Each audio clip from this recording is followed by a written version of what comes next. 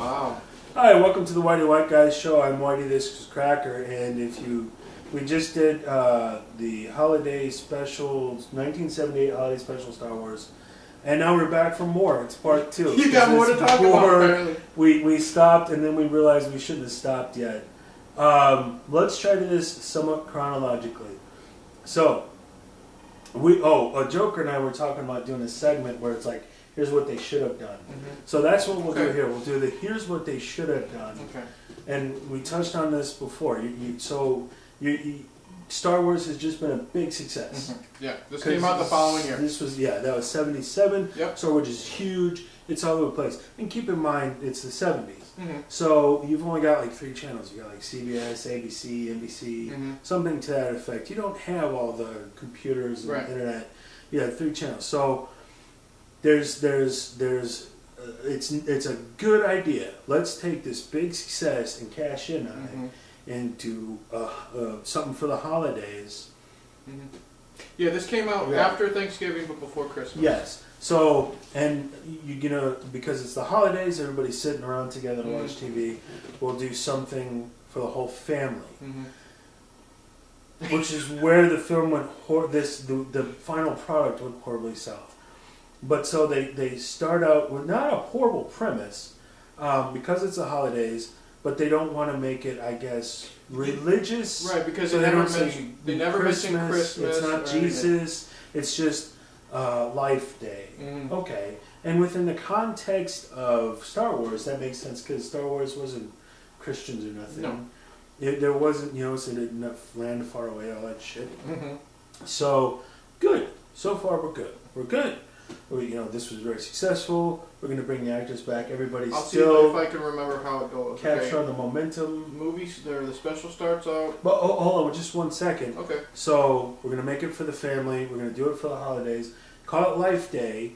Okay, fine. And that way, all religions and everybody's happy. And anyone can watch this. We're doing good so far. Then what went wrong? So the rest of the 90 minutes? Yes. It starts off... Is that all that was? Yeah. Oh my god. Imagine watching this on television with the commercials. It'd be like 2 hours. Anyways, it starts off and it's Harrison Ford, Han Solo and Chewie. They're escaping the Empire. Yes. And they're trying to get Han is trying to get Chewie home to his home planet so he can celebrate Life Day. We're doing fine. We're doing fine because they did this a lot, and it was neither good or bad. Mm-hmm. Where they clearly took some stock footage from the film mm-hmm. and cut it into this. Mm-hmm. Okay, so when you watch it, clearly not the same mm-hmm. budget, not the same set. This is for $50, but the premise isn't too bad. They're on the run from the Empire. Keeping with the film, and then they got to get home, and you're going to meet Chewbacca's family. Mm-hmm. Hey! Not a horrible idea so far. Everybody likes Chewbacca. You get to meet his family. So far, we're doing fine. So they're running from the Empire, and then... we meet his son Lumpy.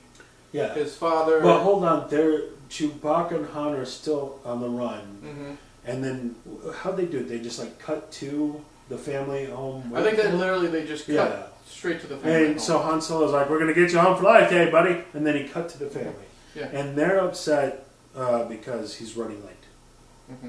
So we meet Lumpy the son. I think Chewie's wife is named Nala or Neela or something like that. McGurkin. I don't remember. And then we meet, Grandpa Wookiee, Chewbacca's dad.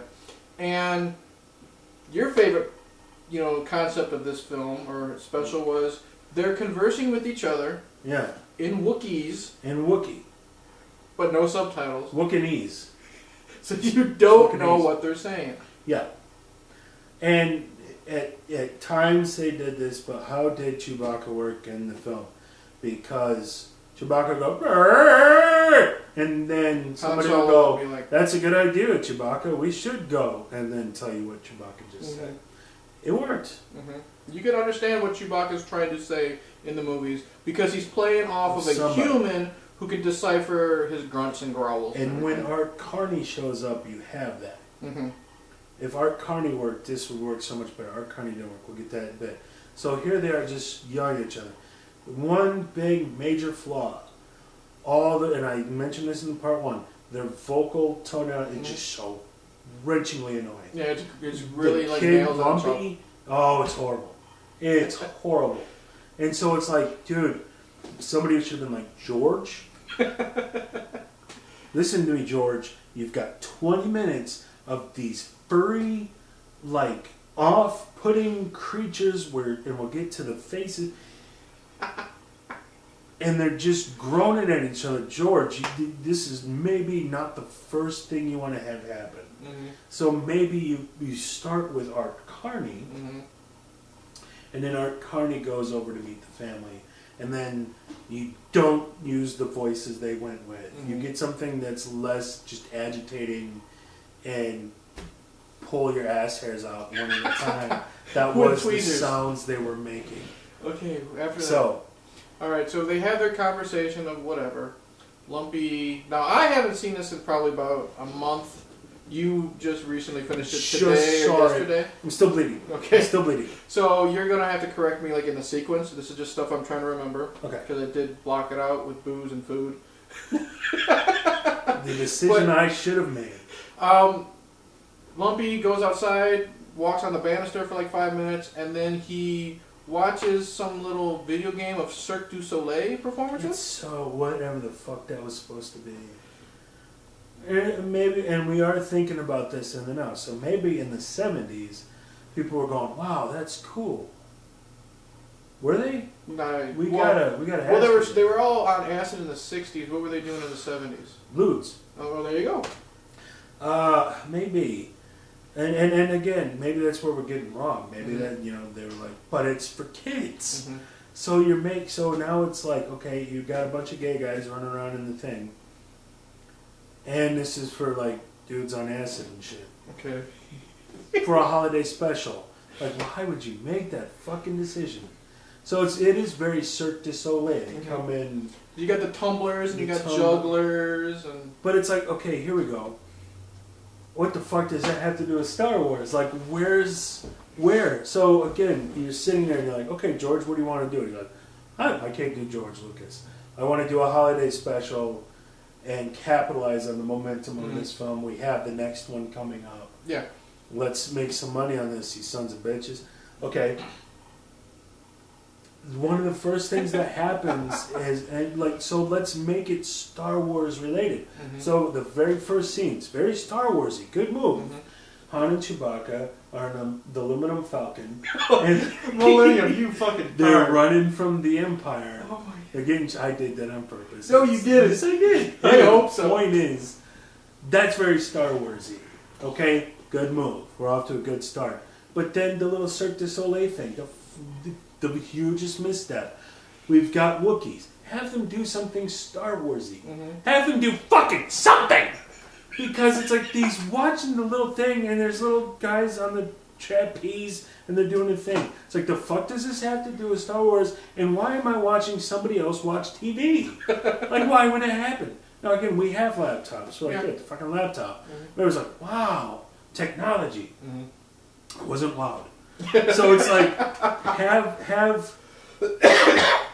have started off, like, get me my fucking Lando Calrissian, and instead of Art fucking Carney. Bless your heart, Art Carney.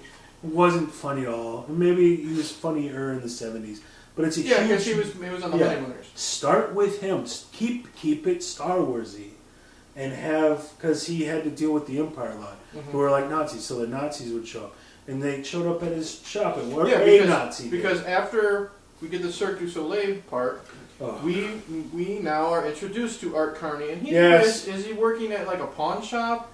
Yeah, he runs basically a secondhand store, and he sells stuff. And like the Empire shows up there, and then he's trying to sell stuff to the Empire. And it's like a guy, not a stormtrooper, but some kind of a Nazi shows up. Let's keep the metaphor straight. So a Nazi shows up, a guy, and he's looking for something. He wants something, and Art Carney's selling him shit. Yeah. Okay. Do something else. Like, no, but put that first. Right. Introduce that concept. Art Carney is going to help out the family. First off, who the fuck wants to watch Art Carney? He's this old, annoying guy And it's like, what's this got to do with Star Wars? So you got the Empire there. So you got half the coin. Okay. Get us the other fucking half. So have instead of Life Day and we're watching people watch TV, he's got a plan. They're going to blow up something. Mm-hmm. And he's got to hide the plan. And the Wookiees have the plan. So he's got to get rid of this guy so he can get to the Wookiees in time to discuss the plot or something. Mm-hmm. Instead, this little dipshit is watching these faggots on the fucking trapeze. What the hell am I staring at, George Lucas? What the hell am I staring at? Okay, what happens next? Shit. Then what did happen? Then what? Next is that when the wife Wookiee contacts Luke Skywalker. What the hell is her name? I'm just gonna call her Nala. I know that's what I know that's what the female lion is called in The Lion King, and I'm probably wrong, but I'm calling her Nala. We'll call her Hillary Clinton. Hillary Clinton. Hillary and Lumpy are worried about Chewbacca, where he's at. So they contact Luke Skywalker, who is busy working on his X-wing and R2-D2, and then you weren't prepared to see Mark Hamill between Star Wars and Empire Strikes Back. Mark Hamill was in a severe car accident, and his face was badly, injured, and he had to have severe plastic surgery done. And that's why you can also see, like in Empire Strikes Back, his face does look a lot different, and he gets attacked by the Wampa creature, and he's covered in blood. So they did that to hide it. Wow. But here in the Star Wars Holiday Special, he has orange makeup on his face. Not like orange, orange, but like bad tanning salon orange. Yeah. He got a bad, wig, and which is way too. He literally looks like a melted Ken doll. Yeah. And I feel bad because he nearly died in the car accident, but he looks horrible. Yeah. And what was your first reaction when you saw Mark Hamill in this? Fuck, shat my pants. That freaked me out so much. It was really off. Let's be clear. Mark Hamill, good actor, seems like a really good guy. Mm-hmm. We're not criticizing Mark Hamill. Exactly. We're criticizing the decisions of the producers, the director. Right. George, you fuckbag. So, to have him be the second thing and put him front and center, maybe you don't do that. And they closed what do you call them, push-in shots of his face all the time. They probably should have done their best to hide, how different he looked. And then it's the short conversation between Luke and Nala and Lumpy and Grandpa, and it's basically him saying, "Don't worry, Chewbacca will be home soon." And then he says, "Nala, you're upset. Please give me a little smile. Ha ha ha. Everything will be fine." All of it felt fake as shit. This was just their way of throwing Luke Skywalker in here. Yeah. He's literally in this for 2 minutes. That's the other thing. So, Star Wars, a successful flick, yeah? Mm-hmm. Starring Mark Hamill. Right. Harrison Ford. Right. Carrie Fisher. There you go. Anybody else? The voice of James Earl Jones. James Earl Jones. There you go. Who the fuck are the rest of these people, and why are they the whole goddamn special? Why is it not... Why is the next thing that happened isn't Mark Hamill goes and does an adventure somewhere? That's because what happens next, we have to make room for Harvey Korman. Nala to... Well, wait, stop. Why do we have to make room for Harvey Korman? I don't know, because he was popular at the time. Blazing Saddles just came out, and he was on the Carol Burnett show. Yeah, and B. Arthur. Who gives a fuck? It's about Star Wars, right? Am I wrong here? This is the Star Wars holiday special, not just a holiday special. But Nala is getting ready to make like Wookiee souffle to help celebrate Life Day. So what does she do? She's watching a cooking show, and Harvey Korman is dressed up like this fat, multi-armed alien, and like I said, he's got the hairstyle of like the wicked stepmother from Cinderella, and he does this little shtick where... This looked so fucking off-putting that I need a more powerful word than off-putting. It's like if a big fat bully from high school sat on you, pulled down his trousers, and shat in your face, and there was nothing you could do about it. That's how off-putting that. Here's this big fat guy's hairy ass filled with pimples and what are they called? Mayberries? With the poop? With poop in the fur? What's that called? Dingleberries. So here's this fat, pimpled, hairy ass with dingleberries everywhere, and you get to waft the scent of poop, and then you start seeing the anus open up, and out comes the poop, and it's slowly making its way. It's floating in the torpedoes. It's gonna fire, and that's how off-putting that Harvey Korman's character was, and Mark Hamill's face. It's so fucking. I love you, Mark Hamill. I love you to death. But that's how off-putting. Man, have we gone blue with this or what? Okay, what happens next? That's next. Am I wrong? It was so bad.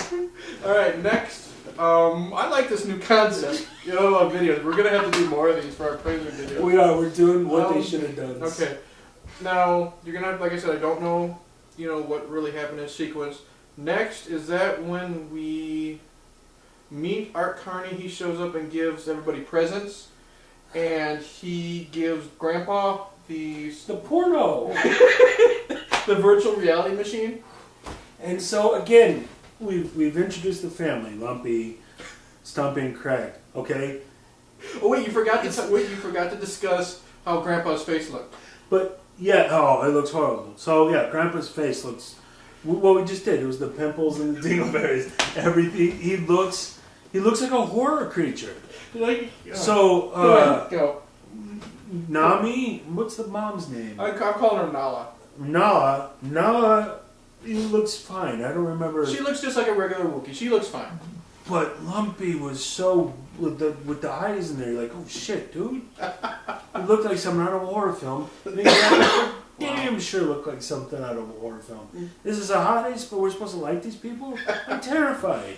Okay, and so we're talking about Grandpa's. Then you got Mom making the food, so it's a mom's. Mm-hmm. You got the little kid running around. This is a kid show. It's a family show. Mm-hmm.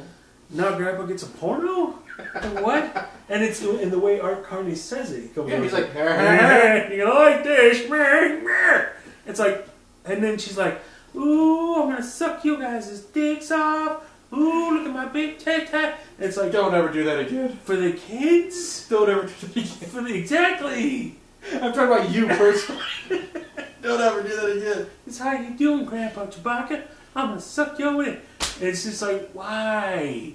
What a complete fucking misstep. Why do people put kids in things? Nobody likes kids. Except moms and kids. And that's it. So stop making... Okay, what... Star Wars... Let's get back to the Jedi shooting shit.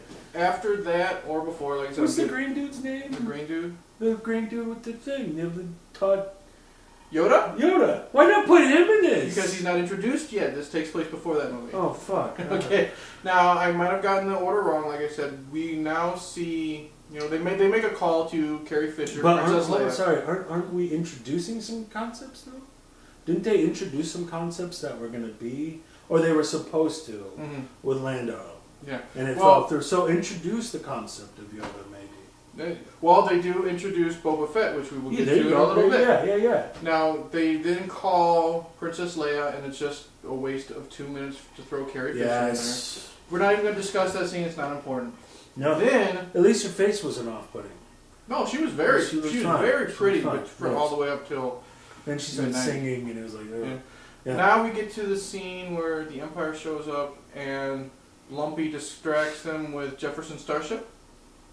Yeah, Art Carney had to show him how to do a thing. I don't remember all of it, but it was a little gadget, and they're going around like, what's this? Oh, it's a thing. So Art Carney shows them, and then he delays for a while, and it's like, why? At some point, there's some communications going on between the rebellion and Chewbacca's family. And so they blocked that out and said, oh, watch this. It was like a distraction or some shit. Yeah. Jefferson Starship. What do we get after that? After that, we get... to be really quick, I didn't mind it too. It was catchy too. I skipped through it. That's fine. I'm trying to think. After that, I believe, did we have the newscast of a day on Tatooine, and is that where we were introduced to B. Arthur? I don't know. I don't remember. She runs like a bar. She's a bartender at the cantina. Yeah. Everybody, even if you don't have never watching TV. Why? So you didn't like anything about B. Arthur at all? I thought she was fun. She was just this little bitchy, grumpy bartender. I got to deal with these fucking. I didn't like the not love story where he's in love with her. And I'm like, what are we doing? Well, we had to throw Harvey Korman in again. That's why we don't have a lot of Harrison Ford and Mark Hamill. Because we gotta have Harvey fucking Korman. George. Okay, what would you do? It's the Star Wars holiday special. Get me Mark Hamill. Get me fucking Harrison Ford. Give me Chewbacca. You don't start showing me some titty and then go to something else. Here's a family film. So get us some Star Warsy shit in there. Mm-hmm. What are we doing with this little fake non-love story where she said something and he thought she was in love with him, and then it's just like, why? Yeah. Why are we doing it? I'm trying to think. After that, we get Lumpy upstairs trying to make a communicator to talk to Chewbacca, and we get Harvey Korman again as a how-to instructor, but he's also a malfunctioning robot. Yeah. I think we've talked about Harvey Korman enough. We know exactly. What would we do different? You would get rid of Harvey Korman. Or very much, they were trying to be funny with this shit. They were not. Mm-hmm. And it's just like, what? So instead, like when they go to the animation of Mark Hamill trying to... Yeah, next we get, Lumpy can't communicate with Chewbacca. Right. So what he does is he watches an old adventure of Chewbacca and Han Solo and Mark Hamill, and what they've done on a previous adventure, but it's an animated sequence. Yeah. And you mentioned, why don't they introduce like Yoda or future characters? They introduced Boba Fett here. Yes. So I thought, obviously you've got budgetary limitations. Okay. No question about it. But that should have been the film. Mm-hmm. Would be, instead of people watching TV, they're running from the Empire and they have to do this. But the thing is, you were saying low budget. This animation was pure garbage. It was. I think. So I'm not saying the anime, but the concept. They're on the run. They run into Boba Fett. You introduce Boba Fett, and some shit goes down, and there's some shooting, and there's action. That should have been the movie. This cartoon would have been good, but I think that because the animation was such shit, it took me out of it. It did. But the concept of let's go to this, okay, and then let's have Carrie Fisher, who's at least pleasant to look at, have her do something boring for the chicks.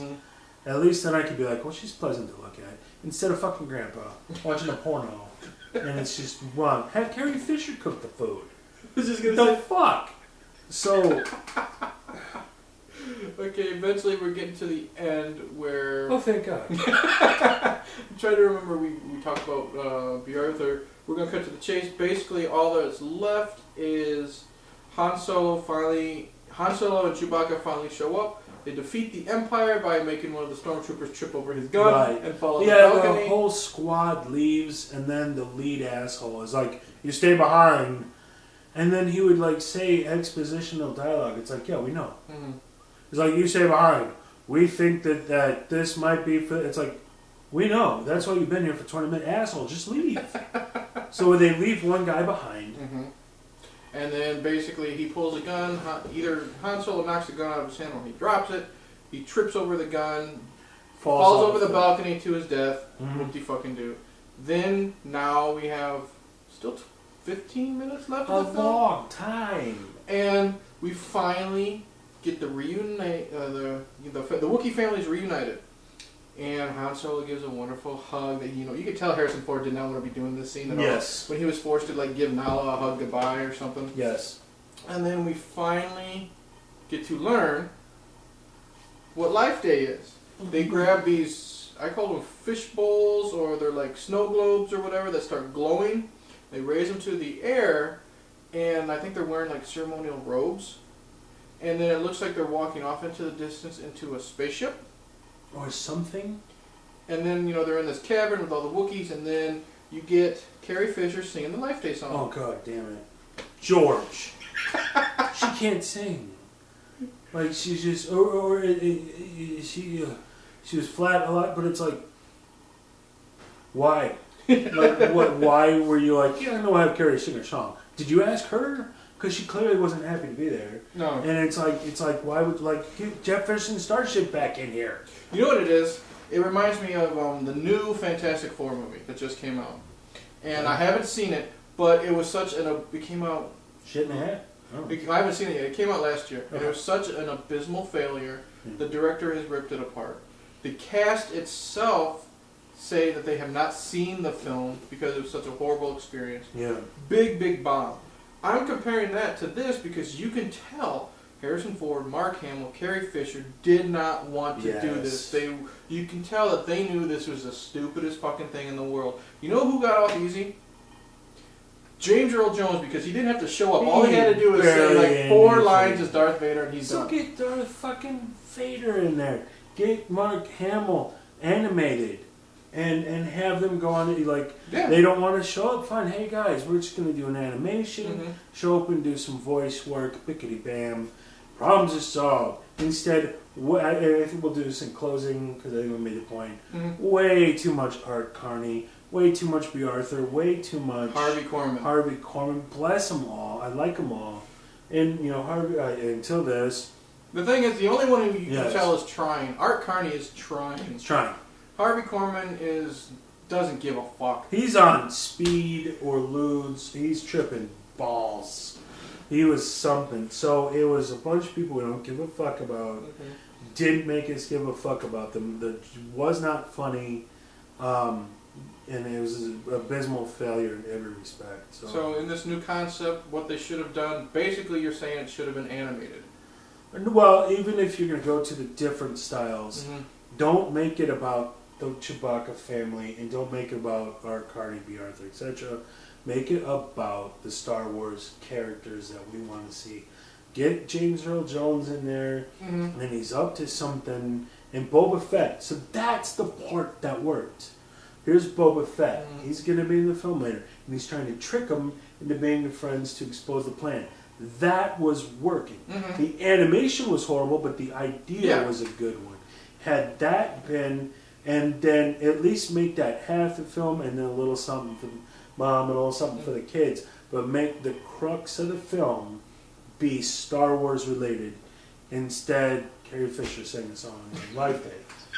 And we still don't know what Life Day is. We still don't know what the fuck it's about. Celebrating life. Well, what are you going to celebrate? Death? Like, come on, man. So, yeah, we've kicked this horse. I feel better now. I feel better. You know? It's a good thing you started this new concept. If you don't like your job and you don't like your wife and you're sorry that you didn't wear a condom, watch this.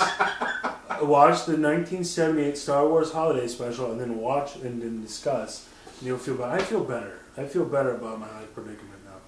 So, thanks, buddy. Good times. You don't mean that. You don't I don't even know. You fucked up my brain so bad, dude, with this. Like, I don't even know if I'm wearing pants. You can't tell either. Is he wearing pants? Maybe not. But I'm Whitey. This is Cracker. It's the Whitey the White Guy show. I hope you got some catharsis out of this if you have seen the special. And, wow, how do we end this one? What did we say with the last one? Good Wookiee. Good Wookiee? Good Wookiee. That's better. I feel better. Thanks.